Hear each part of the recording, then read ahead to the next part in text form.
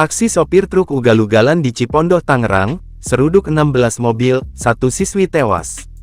Kecelakaan lalu lintas terjadi di Jalan Hasyim Asy'ari, Cipondoh, Tangerang pada Kamis tanggal 31 Oktober tahun 2024 sore ini.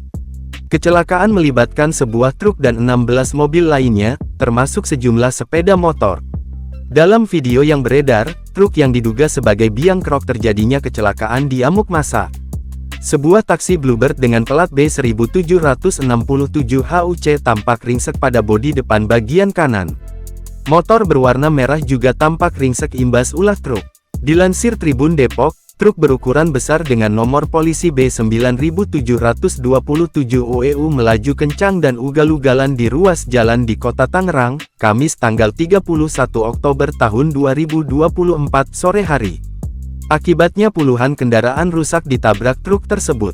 Tak hanya itu, sejumlah pengguna jalan juga tampak bergelimpangan di jalan akibat ditabrak truk tersebut. Berdasarkan informasi yang dihimpun, truk tersebut melaju kencang sejak dari kawasan Geraha Raya hingga ke Jalan Veteran, tepatnya di Tugu Adipura atau lebih dari 1 km. Puluhan pengendara mobil dan motor yang melintas berada di depan truk tersebut dihantam tanpa ampun. Bahkan, pengemudi truk tersebut terlihat memaksa melintas jalur berlawanan arus agar bisa melarikan diri dari kejaran massa.